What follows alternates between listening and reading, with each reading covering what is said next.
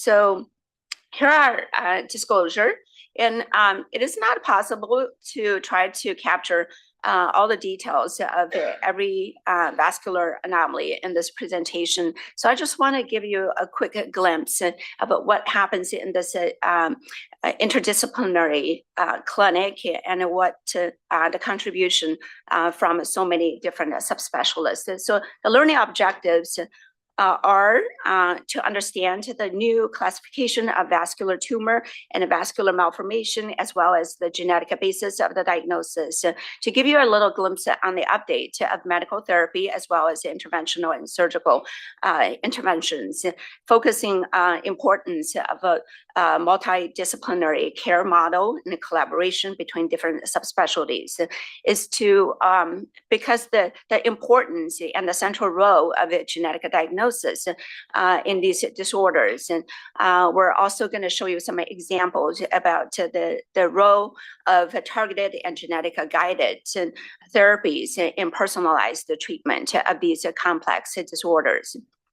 So, this is our vascular anomaly clinic over the years, despite people come and go, and our member have expanded and the core services, including dermatology, different surgery specialties such as ENT plastic, orthopedic, and ocular plastic, our interventional diagnostic radiologists, and support to the clinic every week, every other week, and our hemonc, cardiology, genetic pathology. And this clinic, of course, cannot run without our central staff and of our nursing coordinators, administrative coordinators, and other supportive staff. So this is, the number of referrals that grow substantially over the last couple of years. And just to show you that over 65 to 70% of our referrals are new patients. And so we see quite a significant number. And here's a list of the top diagnoses on the right. And I also want to point out the distinction between the vascular anomaly clinic and the surgical endovascular clinic on the adult side, because referral that's oftentimes it gets sent to the other clinic by mistake.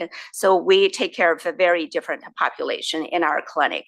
When a referral first coming in, whether it's from primary care subspecialties or NICU, ED, outside hospitals, etc., going to go through our STAR team of staff doing this central intake and triage, and we make sure the insurance approval, of course, and acquired appropriately, and then we have the complete medical records and all the relevant imaging and pathology reports need to be completed before the patient gets to be seen in the vascular multidisciplinary clinic. If they're partially completed, they're often seen at dermatology for initial triage to complete the workup before they come into the big vascular anomaly clinic.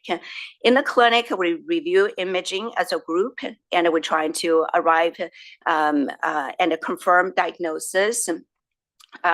Just with one modality, for instance, the imaging of, approximately we estimate about 25 to 30% of the diagnosis are modified in this clinic. They're not accurate. And together as a group, we arrive at consensus in terms of medical therapy, IR procedures needed, surgery interventions, whether patients need genetic testing, supportive care, or other care. And this is just some of the top services we frequently use in our hospital, whether it's ambulatory care or non-ambulatory care, such as imaging labs, diagnostic facilities that we use. And it just to show you how complicated these patients are. So it's absolutely delightful. And so, I really enjoy this clinic every other week of the month. So we divided our referral into head and neck and body vac. And so all of these wonderful faculty participating in the care of these patients on a regular basis. Because the rapid increase of our volume, Dr.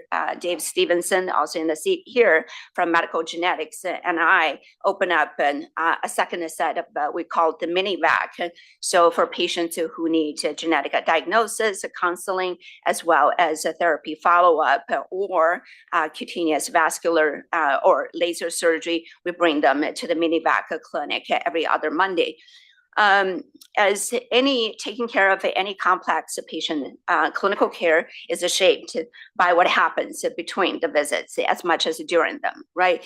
And so, our nurses and other staff and provide absolutely a critical coordination for patients' treatment, monitoring, adverse events, surveillance. As you will see in a few minutes, some of these therapy that we're using are oncological treatments. They're quite complex, and also transitional care planning. And they collaborate with the outside facility to make sure every single of these patients have a medical home and somewhere that they get to be taken care of. And as one of the preeminent center on the West Coast, we also have established registry to track our clinical outcome, quality improvement, and we have many clinical trials always ongoing simultaneously. And this is also a wonderful environment for trainee to receive their specialized education and training as well. So before we get into these vascular tumors and malformations, I also want to remind the audience about the concept of somatic mutation. Somatic mutation occurred as a single cell acquired during embryonic development. As the cell divides, the mutation gets passed to other cells, of course. Then a unique pattern usually develops as the embryo develops. And so if this mutation occurs early on, as you can imagine, there could be multiple organ systems affected. So the patients are known as a syndromic. But sometimes when this occurred later, they're more focused in one anatomical location. And when these mutations occurs in the germinal tissue, of course, there's a possibility it gets passed down to the next generation to the child. But the majority of these vascular anomalies are not hereditary. It is very important for our genetics team to provide counseling in this clinic. So in 1982, the vascular anomaly classification, this classification first came out, published by Mulliken et al. In Boston Children's Hospital, dividing all the congenital anomaly into tumor and malformation. The tumors, including not only hemangioma of the infancy, but also some of the other more complicated and maybe locally invasive vascular tumors, such as congenital hemangioendotheliomas, and so I'll give you an example momentarily. And the vascular malformation initially was divided very simply into low flow, high flow, but over the years we have learned that this is a way more complicated. It can be isolated, multifocal, or syndromic, depending on where the mutation end up, and it could affect the capillary, the lymphatic system, venous, arterial system, and sometimes it's a combined, of course. Toward in the late 1990s, early 2000s, this is a critical period for human genome. There are also around the same time, many of these gene, especially the germline mutations have been identified associated, for instance, hereditary hemorrhagic telangiectasia, P10 syndrome, or cerebral cavernous malformation. Many of these conditions have been identified, and subsequently, the second hit in some of these patients also were recognized to play a significant role in disease complexity and severity. With the advancement of next-gen sequencing, and so we are able to start picking up some of these mutations with very low allele frequency, as we know, I just mentioned as somatic mutation, because these require very, very complicated and advanced technology to get picked up. In the area where the malformation is affected, only about average 1 to 10% of the cell carry these mutations. So it's hard to detect. And this is one of the reasons that these disorders, despite its similarity in terms of a genetic basis with many of the oncological disorders, they don't carry risk of malignancy. So this list is a few years old, and now it's twice or 3 times longer. And so if you want to know a little more about the classification and genetic basis of the diagnosis, this will be a wonderful website to look at it. It's ISVA.org, stands for International Society for the Study of Vascular Anomaly, and it gets updated frequently, so you have most of the important information. So here's the first reason why a genetic-based diagnosis is important. These 2 infants seemingly have a very similar cutaneous finding. The first one has a capillary malformation on the left side of the cheek, and so is the second one. But these 2 babies carry very different mutations. The first one carrying the GNAC mutation that causing the commonly known port wine stain, and the second baby has a RESL1 mutation that lead to what we know as CM-AVM syndrome. So with the GNAC mutation, we know that it's closely associated with Sturge-Weber syndrome.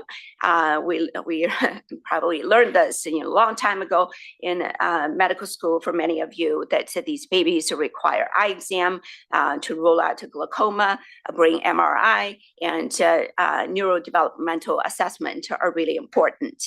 And so for the second patient, they are at risk of develop AVMs. It could be in the brain, in the spine, or other visceral organ. We have had patients with bladder involvement, other visceral organ involvement, and this is a hereditary. So lifetime genetic counseling is very, very important. And then if the port wine stain in the first scenario doesn't have any significant extracutaneous manifestation, they can be managed relatively easily in dermatology clinic. We have a series of different laser that we can target at different depths of the vascular anomalies and get really good results. And these patients will have a relatively minimum lifetime impact of their disease.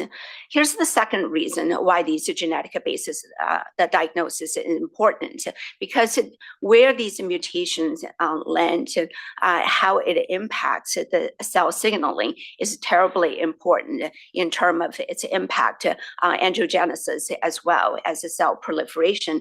And just an example that if the mutation occur in the PIK3 or mTOR molecule, and some of the medications that we use for kidney transplant, so for instance, rapamycin or alpelisib is a breast cancer drug initially approved by FDA, can be used to control the disease progression in these patients. If a patient has a different mutation, such as the CVAVM patient I just mentioned with the RESL1 mutation, or the arteriovenous malformation patient with RAS mutation, and then the MAP kinase or ERK pathway gets activated, we could consider inhibitors that in dermatology, we use both MAC inhibitors as well as BRAF inhibitors for metastatic melanoma, for instance. These inhibitors can be very helpful and clinically beneficial for these patients. So let me just give you a couple of clinical examples of such cases. And the first patient is a baby born at Packard Hospital with a congenital hemangioendothelioma and associated consumption coagulopathy. And as many of our trainees and doctors have learned, it can lead to life-threatening Kasbach-Merritt syndrome. So this patient was very complicated during perinatal and post-delivery. And the patient was subsequently treated with prednisone in combination with sirolimus. So this was at between 4 to 6 months of age. You can see there's a significant improvement, and this child actually is completely off therapy. And I just saw him in our clinic at 2.5 years of age. There's very little sign of residual disease, and these give us, remarkable results in the clinical setting that we haven't seen in the previous decades. So sirolimus now is the #1 used medication in the field of vascular anomaly. And this was an initial phase 2 study that included many different heterogeneous vascular anomalies. And none of the patients, as you can see, had a complete response to sirolimus, but over 70% of them had a significant improvement with sirolimus. And now we're using, sirolimus topical as well as systemics in almost every single one of our vascular clinics. And this is a recent publication showing you the clinical difference. If the sirolimus is started early in life versus later in life, the younger population has very different clinical outcome compared to adults started when their disease are more advanced. This is a European collective experience, of course, that, we are also collecting experience in the US. And currently our center is collaborating with 16 other centers across the country. And we have data use agreement for them to share their retrospective experience with us. And we're going to be doing the analysis very soon. So let me give you 2 more examples. And lymphatic malformation is a very common low flow malformation that we see in VAC. In the last 10 years, we have discovered that lymphatic malformation, along with some more complicated syndromes like CLOVES, P10, and Proteus syndrome, and some of the others, all carry this PI3 kinase mutation. And the mutation can occur throughout the catalytic subunit of the kinase, but it can occur in the regulatory domain as well. There are 5 hotspot mutations, and it dictates the severity of some of these patients. So this is a baby, again, delivered in Packard via exit procedure. So the baby was trached before delivered. And initially, we rely on interventional radiology to drain the fluid to reduce the pressure in the airway, and subsequently this patient went on to sirolimus at 3 weeks of age and had a quite significant improvement. And just 1 to 2 years into it, and we have being able to have access to the PI3 kinase inhibitor. We did a skin biopsy from behind the ear of this child at the bedside in the unit, and able to confirm the genetic diagnosis of a PIK3CA.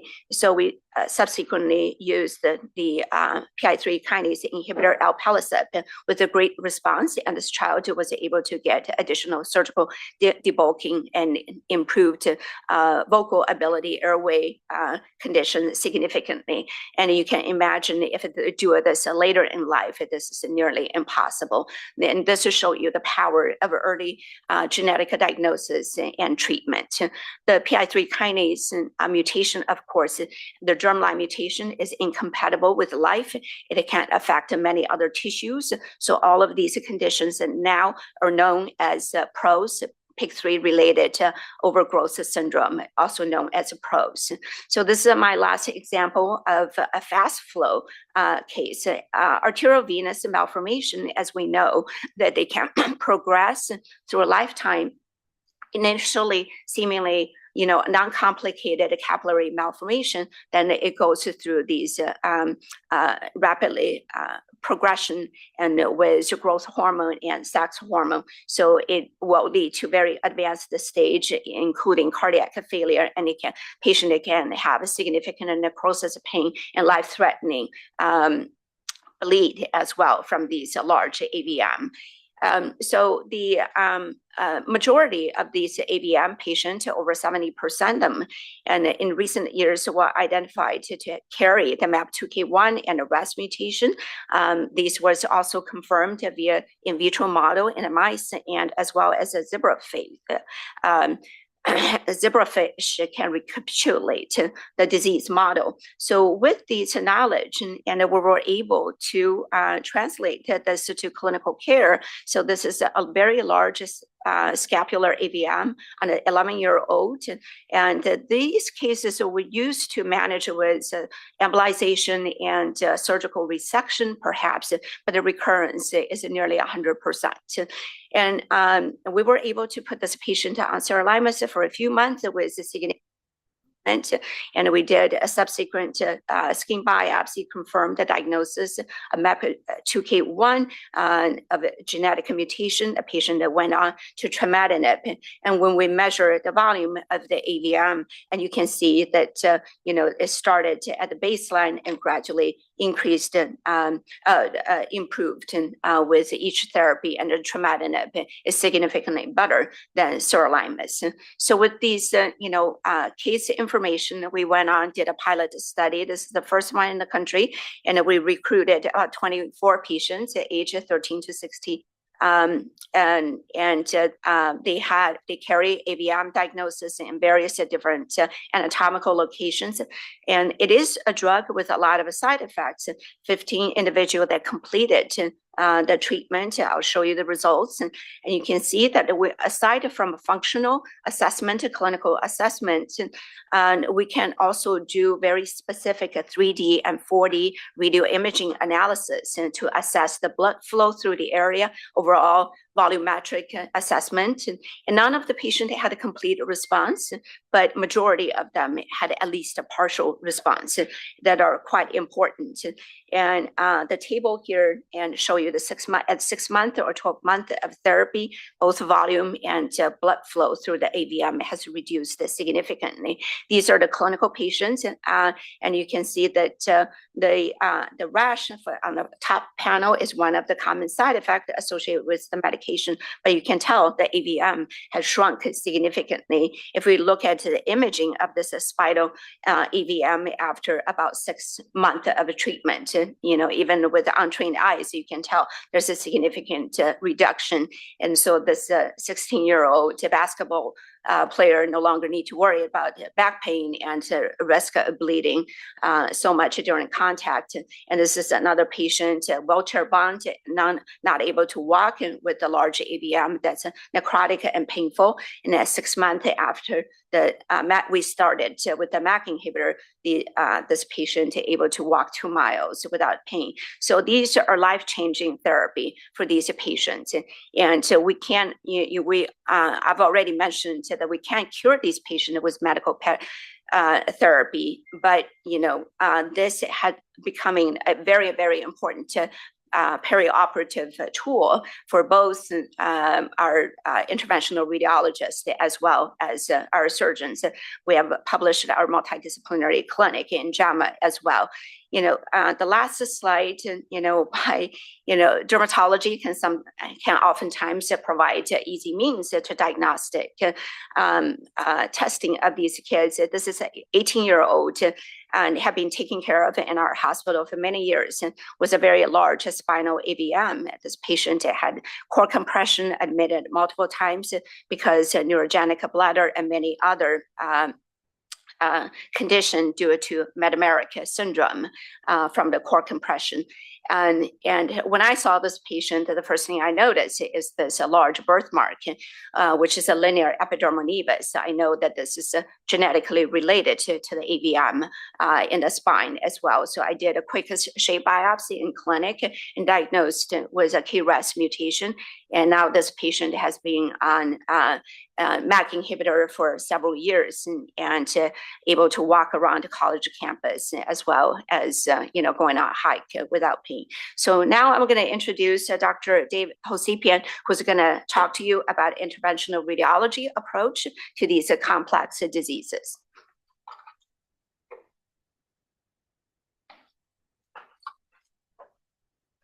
Thank you, Joyce. Thanks, everybody, for the opportunity to speak with you today.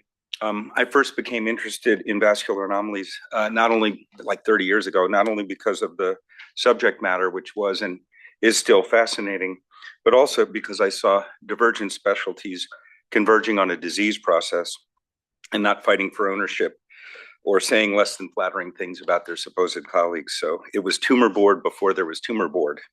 And it's always been, what's the best thing to do for the patient?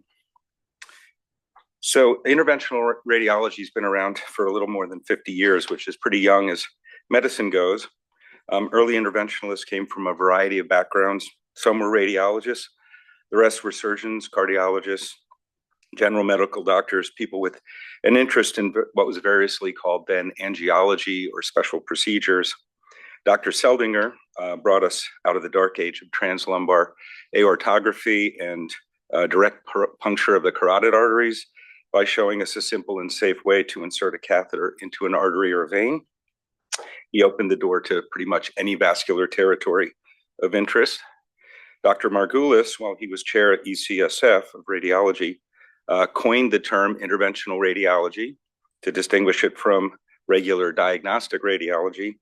And he also is credited for rebranding nuclear magnetic resonance to magnetic resonance imaging, or MRI, to remove the stigma of nuclear when he first installed the first clinical magnet in the US at UCSF. CT and ultrasound have been indispensable tools for image-guided procedures since the mid-'80s. And pediatric interventional radiology was originally an offshoot of IR, but with so many differences in the disease processes and age-related technical and safety considerations, it's pretty much become a specialty unto itself. So 1980 was an inflection point for vascular anomalies. And just as IR was beginning its journey, the study of vascular malformations was also in its infancy. 3 years after the Society of Angiography and Cardiovascular Radiology, which has since become SIR, began as a gathering of peers, workshops were held beginning in 1976 that later matured into the International Society for the Study of Vascular Anomalies, or ISFA.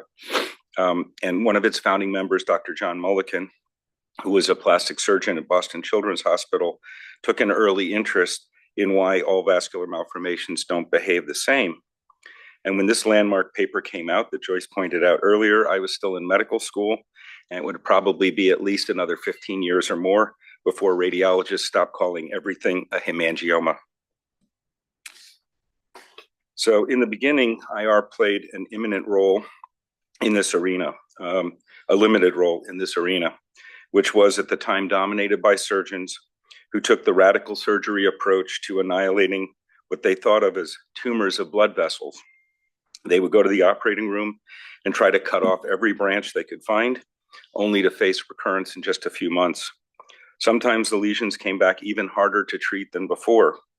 As in the example above, a 14-hour operation to skeletonize this popliteal artery AVM had little effect on controlling it. And for brain AVMs, one early strategy was to map out the arteries and then inject tiny glass beads to slow down or block the flow to reduce bleeding during surgery. And buoyed by that ability to deliver these particles and shut down the blood flow, the hopes for embolization were high, but they were quickly dashed because if you delay the operation more than a few weeks, you would see that the AVM was already recruiting new blood vessels. In the peripheral vascular system, IR was facing the same challenges with AVMs. Interventions for lesions like the one on the left, this would be a Schobinger class 3, where the skin is broken down and it's ulcerated and bleeding. Those embolization attempts would fail if you just tried to tackle the feeding arteries alone. Somehow, sorry about that. And then this other patient, different patient than the other one, but a very similar problem with an AVM in the hand. What we found is if you could get into the shunts themselves, which we would call the nidus, then a cure is possible. And in the example on the right-hand side, we've injected onyx, and that's what this is, into the nidus. Onyx is a liquid polymer that solidifies in contact with blood, and these small branches constitute the nidus. But as you can imagine, with a liquid agent, the problem is control. This is a little bit of the deep palmar arch, unintentionally embolized. So not all AVMs can be treated in the same way, excuse me, or do they respond similarly? This is one of several classification schemes that have been devised for AVMs. This one by Dr. Wayne Yakes separates the lesions based on their architecture, and type 2 and type 4 have a microvascular nidus that's often too small to catheterize, or there are just too many feeders to effectively control them. And those we stick the nidus using ultrasound guidance and then inject an agent, whatever it may be, under fluoroscopy for guidance. In type 2Bs and 3s, they have dilated veins. And we've come to recognize that these are not the consequence of high flow, and in fact are the problem. They become arterialized and therefore act as sumps that recruit other arteries to join in. They're high pressure flow, and the tissues aren't even using them for drainage anyway. So like with this AVM, you can see after filling, there's a large dilated vein coming around here. And working from the venous side, like we did here, got a microcatheter all the way around to build a coil pack, slows the flow down or occludes it completely. And then just a small amount of intra-arterial embolic, typically ethanol, like a milliliter or millimeter and a half, completely shuts down the AVM. Low flow lesions, on the other hand, arise from a different genetic mutation or series of mutations, typically involving the PI3 kinase or mTOR pathways, as has been pointed out. They have different metabolic engines than AVMs that typically arise from a problem along the RAS-MAP ERK pathway. So for slow flow lesions, we typically use sclerosing agents, much like plastic surgeons have been using STS for decades to treat spider veins.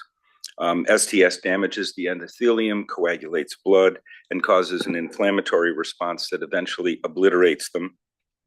For venous malformations, though, you do have to pay close attention to the outflow and possible connections to the deep venous system, and also the potential in sensitive areas like the hands or feet of over-injecting and refluxing back into a feeding artery through vasa vasorum or other communications. For lymphatic malformations, which come in two principal types, macro and microcystic, based on size, the larger cysts can be drained and sclerosed with whatever agent you choose. Doxycycline and ethanol are the most common.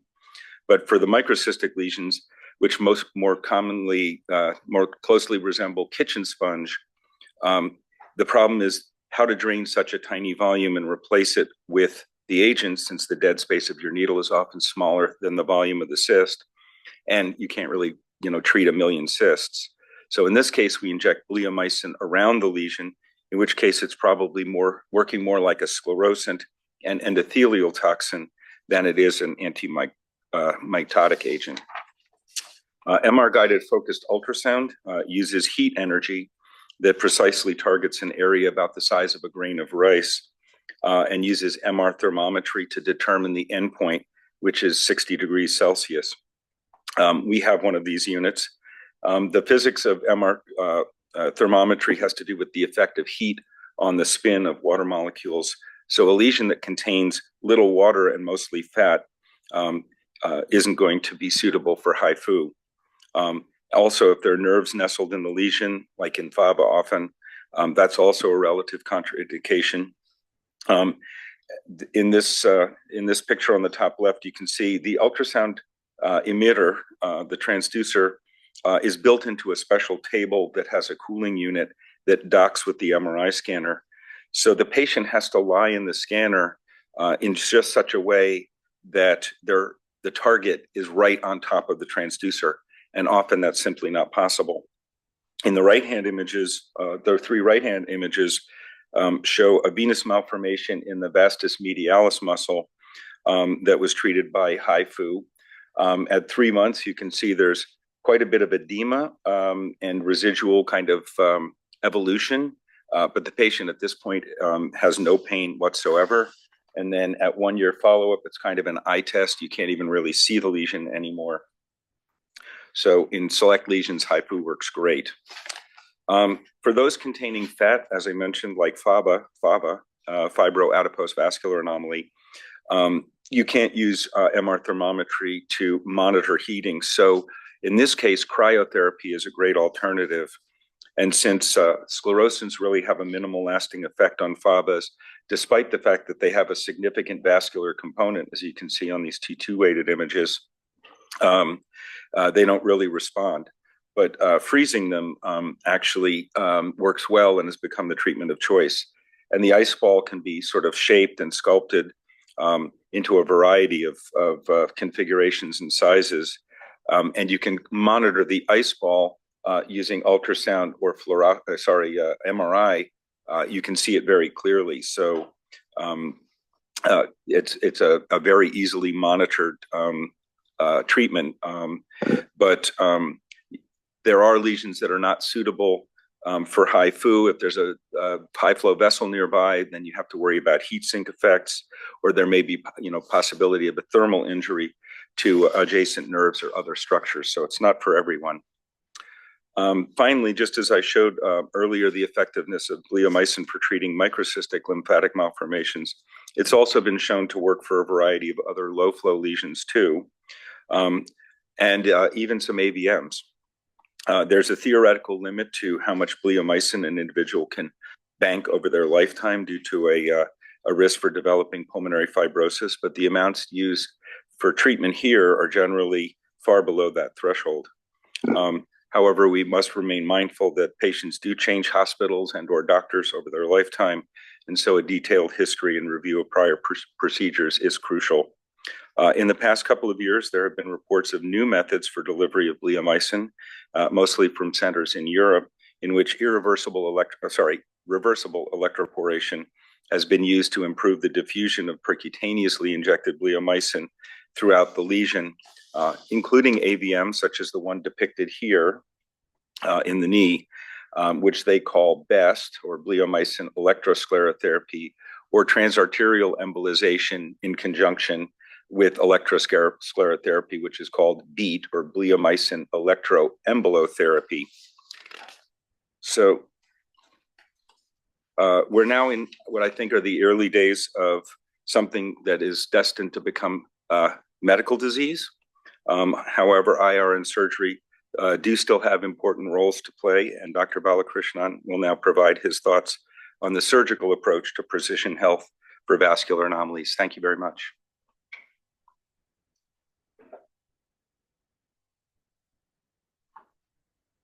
Right, thank you, Dr. Hovsepian. So advanced warning, I guess the surgery talk is much less sophisticated because surgery is not that sophisticated.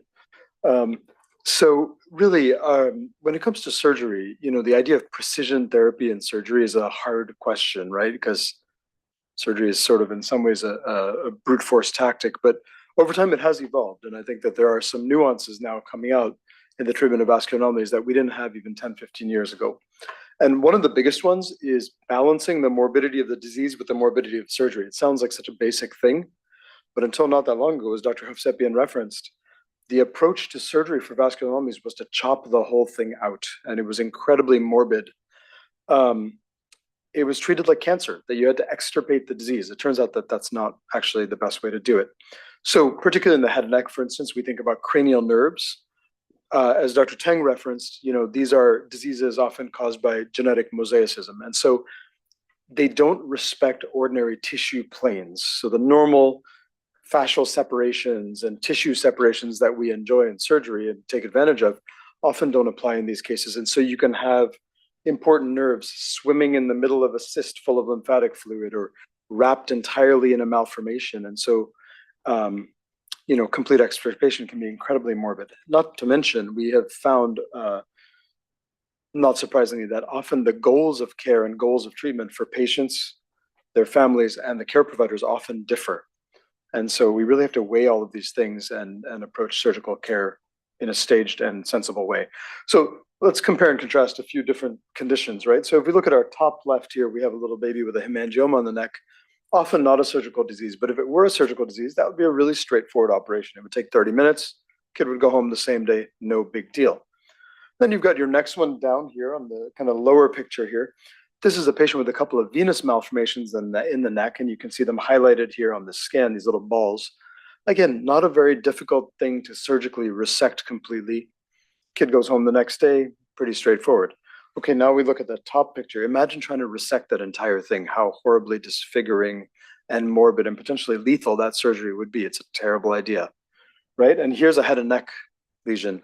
So if you tried to remove this, you'd be doing a hemiphasectomy, right? What is the point? So we really have to approach these different diseases differently. So what can surgery do? Surgery can work in a lot of different ways. We can do open resection, endoscopic resection, we can do laser, we can do all sorts of things, and these adjunctive treatments like tracheostomy and gastrostomy too, those all fall within the purview of surgery. And then now there are some new developments, endoscopic, robotic, intralesional that may become better options for patients over the next few years. But I think the more important thing really, and why we're here as a multidisciplinary group, is that surgery functions best when done in collaboration with other modalities. So the combination of interventional radiology and surgery is sort of a peanut butter and jelly kind of combo. It's perfect. And so what are the ways that it works? Well, interventional radiologists are really, really good at controlling feeder vessels, as Dr. Hovsepian mentioned. They're also really good at accessing lesions in sort of a minimally invasive way and essentially solidifying them. So for instance, sometimes we can fill these lesions with glue and then it becomes hard. And then you have a much happier surgeon because there's less bleeding, you have faster dissection, better defined borders. It goes from being a water balloon that you're trying to dissect free to being a rock you're trying to dissect free. And you can imagine that from a tactile perspective, it's much easier. So you have a lot fewer curse words from the surgeon as you're doing this better. Medical therapy is also a really, really good combination with surgery. So sirolimus can shrink and stabilize lesions, as Dr. Teng referenced, but from an intra-op standpoint, it can actually really decrease the lymphatic weeping we see from these lesions, which is sort of a miserable experience for everybody. It affects healing. You have drains that stay in forever. It's horrible. And sirolimus has really helped that a lot. We used to think that you had to stop sirolimus in the peri-op period because it affected healing. It turns out it's actually really good just to continue it all the way through, pre-op, intra-op, and post-op. And now, very excitingly, and I think some of you may be aware of this already, but now we're also starting prenatal sirolimus. So some of these procedures where we'll talk briefly about having to do exit procedures, things like that for these huge lesions. Prenatal treatment can sometimes stabilize those or even shrink them and help to decrease the need for aggressive perinatal intervention. All right, so some other really exciting things. Intraoperative gene therapy delivery. It's got a bit of a checkered history, frankly. For instance, hypoplastic left heart syndrome. Some of you may be aware of these amazing trials going on a few years ago. It turns out a lot of the data was falsified, womp womp. So not really fully established in clinical care right now, but I think that is something that's coming. And then intraop fluorescence is a really cool one. So here's a patient with a tracheal vascular malformation. This is terrifying, right? It could cause all kinds of catastrophic bleeding. So we decided to try to treat this endoscopically, and using intravenous fluorescein injection and fluorescent imaging intraop let us target the hyperfusion area. So there's some really cool tools that we can use. I'm going to skip through the prenatal thing in the interest of time, but just to say that new fetal imaging protocols, including CENI-MRI, can be really helpful in assessing prenatal vascular anomalies. Here's a child with a very large cervicofacial lymphatic malformation, and it lets us see what the airway might look like at delivery. And if it looks bad, then we can do things like the exit procedure. So essentially using the placenta as an ECMO circuit and delivering the baby and controlling the airway while still on placental support. So I keep it really brief for surgery, but just to say that surgery works best in combination with the other modalities. And with that, I'll hand it over to Dr. Michael Jeng, who's going to talk a little about hematologic considerations. Thanks. Good morning, everyone. I'll make my part brief too. And in the interest of time, I'm going to skip a little bit about compression and focus on anticoagulation. So just to kind of take you back to the pathophysiology of these, I'm going to talk about slow flow vascular malformations. And again, one of the things that I really think is interesting about taking care of these type of patients are how much shared decision making is involved. We really ask, as was mentioned before, what the goals of the care are for the patient. But one of the things that almost everybody wants is to be pain-free. And so I'm focusing a little bit on pain. So what happens, why do these patients get pain? In particular, the slow flow vascular malformations, we know that from their genetic mutations that they lack smooth muscle in the vasculature. And I'm referring usually to the venous and lymphatic malformations. The capillary ones don't really cause so much pain. And this abnormal vasculature development doesn't have very good integrity. And so they easily get more and more ectatic, get stretched out by the blood. And this leads to slow flow in these malformations, which then exposes the blood to the endothelium for a longer period of time than normal. And what happens is this interaction causes a coagulopathy to occur. And we know this through, they have bleeding sometimes. And also when we measure biomarkers, we notice that they can have a low fibrinogen and a high D-dimer, just like someone's having a blood clot. So the mechanism of bleeding, we think, is that the coagulopathy is consuming these procoagulants locally. So we call it a local intravascular coagulopathy. So just one of the things quickly we do is, again, compression to help keep the blood flow faster. And again, I won't talk about that so much. These patients can present with kind of different types of pain, chronic pain. They can get little blood clots within the lesions called phleboliths, and that those usually develop into acute pain. And so over the years, we've started to use anticoagulation to treat this pain. And with the recent development of the direct oral anticoagulants, which are not vitamin K dependent or depleting, we've started to use those pretty widely for pain treatment. And just here's a case illustration. This is a 5-year-old girl that I took care of, who you can see the blue tinge, I think, on her hand.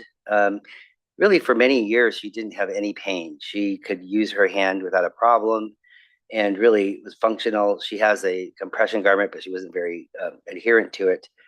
But then she sort of presented at 5 with pain. And we started rivaroxaban on this patient, which is an oral anticoagulant. And as you can see here, and you can see the values, I wrote down the normal values here for fibrinogen. For her age, it's 164 to 401. And you can see here, she's kind of below in the blue, the fibrinogen levels.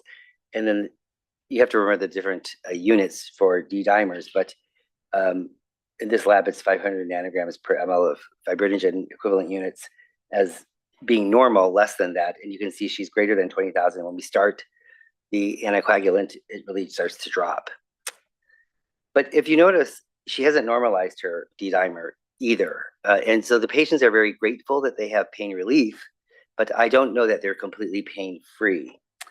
In 2017, Dr. Adams, who I did my sabbatical with, and I, who's now at CHOP, we decided to form a consortium to sort of care for and also try to perform research for these patients. And so right now we have 26 consortium centers, and we co-lead and direct this group, and we call it Canvas, representing the sort of blank slate, blank canvas that we're painting a picture for these patients, their clinical care. And here's the website for that group. And really recently, and through that group, we ran our first prospective clinical trial using anticoagulation, and this was just published last month.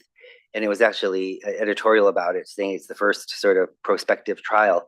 And what we showed was in, I think, 45 patients with a variety of malformations, treatment with anticoagulation really helped their pain, D-dimers, and quality of life scores. At 2 and 4 weeks, and past 4 weeks, there wasn't much more benefit at 12 weeks. And what we did was we used the standardized dosing that we use for anticoagulation. And so in the era of precision medicine and personalized medicine, what we'd like to do is start to actually personalize it. And I think try to develop, my next study is really to normalize the D-dimer or the choice of anticoagulant, because we did not prescribe what kind of anticoagulant was used. A variety were used in that study. And then I think the frequency of dosing can be different. People will tell me a lot that their pain is still there. And then I just want to end by saying that, so that's kind of the next study, what we're going to try to do. We did apply and successfully got funded. So that Canvas group, we took the same group and we applied for a U54 grant, and we call that Aardvark. This is our new logo and website, but we are now part of the lead center for the U54 grant for these vascular anomalies, and we hope to do more studies and personalize things more for these patients. With that, I'll end and let Dr. Teng finish. Thanks. All right. So this is my last 2-3 slides. And compared to the previous picture, as you can see, this schematic diagram of a therapeutic landscape and just got even more complicated. We have more tools in our box now.